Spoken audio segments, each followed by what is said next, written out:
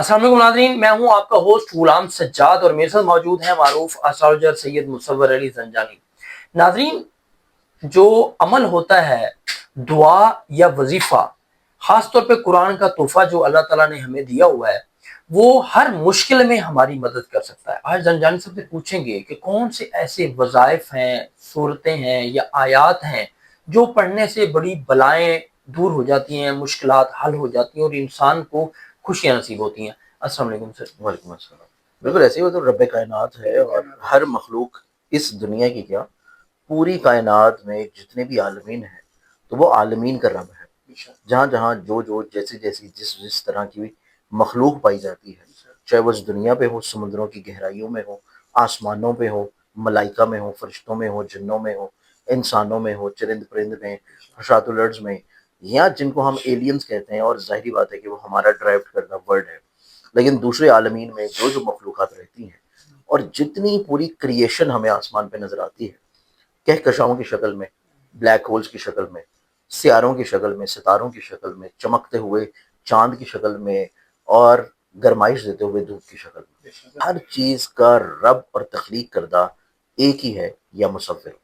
کچھ ایسے وظائف میں آپ کو اس پروگرام میں دوں گا جو کہ معاشی تنگ دستی کو دور کرنے کے ہوں، جو کہ ذہنی طور کے اوپر آپ کی جو رشتوں کی کمزوریاں پریشانیاں ہیں، یا گھر میں ناچاکیاں اور مشکلات ہیں، ان کو دور کرنے کی ہوں، اور کچھ ایسے میں آپ کو روحانی طور کے اوپر عمل بتاؤں گا جو آپ اپنے گھر میں کرنے سے اپنے گھر میں روحانی طور پہ برکت لے کے آ سکیں، کہ اس گھر میں جتنے بھی لوگ رہ رہے ہیں وہ کسی لحاظ سے اپنی اپنی زندگی میں پرسکون ہو سکیں۔ اب اس میں اگر ہم لوگ دیکھیں تو سب سے پہلے جو کہ تا قیامت کے لیے اللہ تعالیٰ نے ہمارے آخری نبی حضرت محمد صلی اللہ علیہ وسلم کے اوپر جو قرآن جیسی نعمت کو اتارا ہے، وہ نعمت تا قیامت کے لیے ہر قوم کے لیے ہے، ہر فرد کے لیے ہے۔ اس میں کوئی کلاسیفیکیشن نہیں ہے کہ وہ صرف مسلمانوں کی کتاب ہے اور باقی لوگوں کی نہیں ہے۔ اللہ نے ہدایت جو ہے اس میں ہر قوم کے لیے موجود رکھی ہے۔ جو پڑھتا ہے ہدایت پا لیتا ہے، جو اس کے مفہوم کو سمجھتا ہے وہ اللہ کی ذات کو پہچان لیتا ہے۔ اسی اعتبار سے اگر ہم لوگ دیکھیں تو امیر المومنین حضرت علی کرم اللہ وجہ الکریم علیہ السلام، شیر خدا جو ہے میرے مولا، انہوں نے یہ قول ان کا بہت مشہور ہے کہ جب میرا دل کرتا ہے کہ میں اپنے رب سے بات کروں تو میں قرآن پڑھتا ہوں۔ یعنی کہ انہوں نے یہ فرمانے کہ جب میرا دل کرتا ہے کہ میرا رب مجھ سے بات کرے، جب میرا رب مجھ سے بات کرے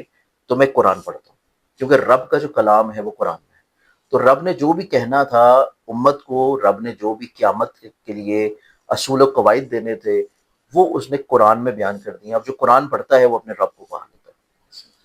اب اسی کا دوسرا جو حصہ ہے وہ یہ ہے کہ جب میرا دل کرتا ہے کہ میں اپنے رب سے بات کروں، تو انسان جب اپنے رب سے مخاطب ہوتا ہے تو رب کے سب سے قریب جس ٹائم کے اوپر آپ کھڑے ہوں گے تو رب ڈائریکٹلی آپ کی بات کو سن رہا ہوگا۔ یہ ہمارا ایمان ہے، اور یہ پوزیشن ہے کہ جب آپ نماز پڑھتے ہیں تو حالت نماز میں آپ جس بھی جگہ پہ ہوں، جب آپ نماز کی حالت میں کھڑے ہوں گے تو آپ کا رب آپ کی جو بھی گفتگو ہے، جس میں آپ تسبیحات کریں گے، اللہ کی بڑائی بیان کریں گے، آپ اپنی حاجات بیان کریں گے، اپنی دعائیں بیان کریں گے، اپنے دکھ تکلیف رنج و الم بتائیں گے، تو وہ اللہ جو ہے ڈائریکٹلی آپ کی ہر چیز کو سن رہا ہوتا ہے۔ نو ڈاؤٹ ویسے بھی پورے دن کے آپ کے نامہ اعمال جو ہے وہ اللہ کے دربار میں پیش کیے جاتے ہیں عرش مولا کے اوپر۔ اس اعتبار سے اگر ہم لوگ دیکھیں تو ہمارے پاس ہر فرد جو آج کل کی اسپیشلی ہمارے معاشرے میں رہتے ہوئے اور اس خطے میں رہتے ہوئے، مطلب یہ صرف ہمارا پاکستان کا المیہ نہیں ہے، اس پورے ریجن کا اور اس پورے خطے کا یہ مسئلہ ہے۔ اس پورے خطے میں رہتے ہوئے جو معاشی تنگ دستی پریشانی ہے، پھر جو ایک بلا وجہ کی جیلسی اور حسد والا ایلیمنٹ ہے، بد نظری والا ایلیمنٹ ہے، اور کہیں نہ کہیں پہ کچھ جادو ٹونے کے اثرات ہیں، پھر محنت کرنے کے باوجود جو محنت کا صلہ نہیں مل رہا ہوتا، آپ کی زندگی میں اولاد نافرمانی کی طرف جاری ہوتی ہے، گو کہ یہ وہ سمجھیں گے تحفہ ہے جو کہ آپ کو ویسٹرن ورلڈ کی طرف سے ملا ہے۔ تو ویسٹرن ورلڈ میں تو یہ تحفہ تھا، لیکن اب یہ یہاں پہ بھی شفٹ ہو رہا ہے۔ اب اس اعتبار سے اگر ہم لوگ دیکھیں تو اس میں سب سے بہترین جو عمل ہے، اگر آپ چاہتے ہیں کہ آپ کے گھر میں خوشحالی ہو، برکت ہو، نعمت ہو، سلامتی ہو، اور آپ کے گھر میں اللہ نے جتنی بھی غیبی مخلوقات رکھی ہیں جو آپ کی ظاہری آنکھ سے پوشیدہ ہیں، وہ آپ کے گھر میں رہتے ہوئے آپ کے اوپر یا تو برکتیں نازل کرتی رہیں، کیونکہ ہر مخلوق جو ہے، ہر جاندار، چاہے وہ پودے ہیں، نباتات ہیں، حشرات ہیں، نبی اکرم صلی اللہ علیہ وسلم کے اوپر درود تو پڑھ رہے ہیں، تو اس کی برکت جو ہے وہ آپ کے گھر کے اوپر بھی چلتی رہے۔ اس کے لیے سب سے بہترین عمل یہ ہے کہ جب بھی آپ اپنے گھر میں داخل ہوں، جب بھی آپ اپنے گھر میں داخل ہوں، چاہے آپ کے گھر میں کوئی ہے یا نہیں ہے، چاہے آپ کی آواز کوئی سن رہا ہے یا نہیں سن رہا، آپ نے گھر میں داخل ہوتے ہی اونچی آواز میں، بلند آواز میں سلام کرنا ہے۔ سلام آپ نے کرنا ہے، وہاں پہ جتنی بھی اللہ کی مخلوقات ہوں گی ان کے اوپر واجب ہوگا کہ وہ آپ کے اوپر اس سلام کا جواب بھی دیں،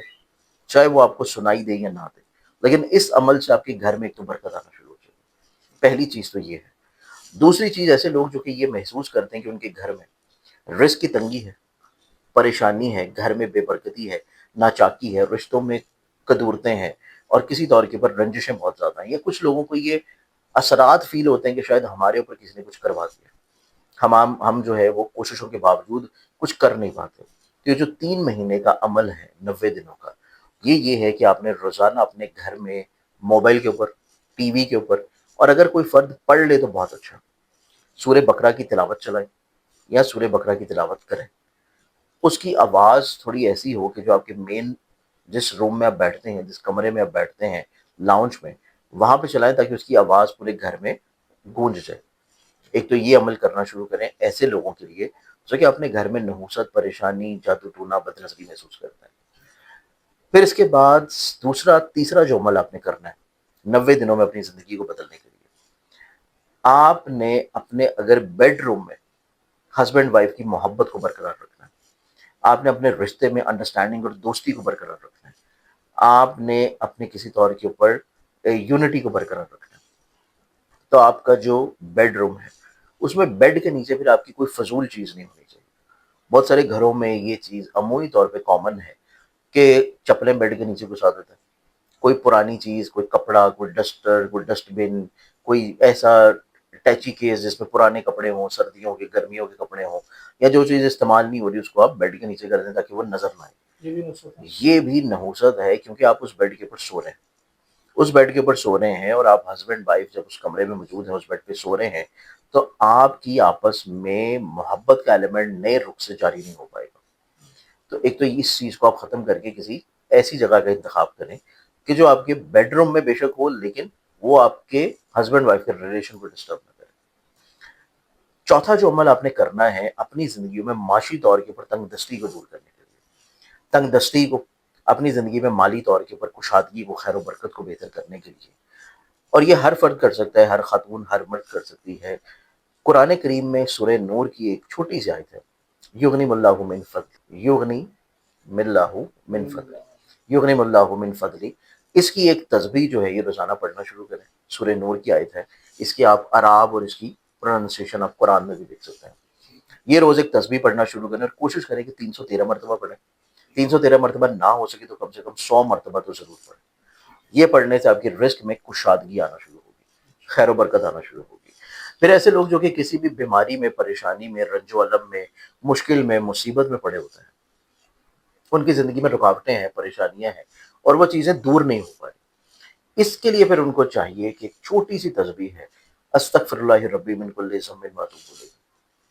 اس کی ایک تسبیح جو ہے یہ روز پڑھنا شروع کریں۔ اس کے پڑھنے سے ان کی زندگی میں مشکلات، پریشانیاں حل ہوں گی، اور کوئی بہتر سدباب یا سلوشن نکل آئے گا ہر طرح کے مسائل، پریشانیوں کے سلوشن کے لیے۔ تو یہ 90 دن کے اعمال ہیں، 90 دن میں آپ یہ کر کے دیکھیں تو آپ کی زندگی ٹوٹلی طور پہ چینج ہو جائے گی۔ دیکھیں صدقات جو ہیں وہ بے شمار قسم کے ہوتے ہیں اور متفرق ہوتے ہیں۔ صدقہ آپ کچھ بھی کر رہے ہوں وہ آپ کو فائدہ ضرور پہنچائے گا، لیکن جو سب سے بہترین صدقہ ہے آج کے دور میں، اور جو اللہ کی ذات کو پسند بھی ہے، اور وہ صدقہ ہے رزق بانٹنا۔ رزق بانٹنا، اپنے دسترخوان کو کشادہ کرنا، اور رزق بانٹنے سے مراد یہ نہیں ہے کہ آپ کوئی روزانہ کوئی بہت بڑے پیمانے پہ دسترخوان لگانا شروع کر دیں، آپ بہت بڑے پیمانے کے اوپر جو ہے دیگیں پکا کے چڑھاوے چڑھانا شروع کر دیں۔ آپ کی جو توفیق ہے، آپ کی جو استطاعت ہے، اس کے مطابق آپ جو ہے وہ سخاوت کرنا شروع کریں، اور سخاوت صحیح ہوتی ہے غربت میں۔ آپ سخاوت کرنا شروع کریں، جو آپ کی توفیق ہے آپ کو زندگی میں انشاءاللہ اس سے اللہ تعالیٰ جو رازق ہے آپ کے رزق کی تنگی کو بھی دور کرے گا، آپ کی زندگی میں مسائل پریشانی مشکلات کو بھی دور کرے گا، اور رزق آپ انسانوں کو اللہ کی مخلوق کو بانٹنے کے ساتھ ساتھ جو چرند پرند ہیں، حشرات الارض ہیں، دریاؤں میں سمندروں میں جو مخلوقات ہیں، آپ ان کو بھی تقسیم کر سکتے ہیں۔ رزق آپ کسی بھی فارم میں بانٹیں گے تو آپ کی زندگی میں آپ کا رزق کشادہ ہونا شروع ہوگا۔ سر بہت شکریہ آپ کے وقت کا۔ ناظرین آپ نے گفتگو سنی۔ اب اگر آپ نے اپنے بارے میں مزید کچھ جاننا ہے، اپنا ذائچہ بنوانا ہے، کاروبار یا بزنس کو لے کر آپ پریشان ہیں، باہر جانا چاہتے ہیں، اسٹڈی ویزاز کے ایشو ہیں، کسی بھی معاملے میں آپ کو کوئی رہنمائی چاہیے تو زنجانی صاحب کا نمبر آپ کو اسکرین پر نظر آ رہا ہے، آپ ان سے براہ راست بات کر سکتے ہیں۔ مجھے اجازت دیجیے، اللہ حافظ۔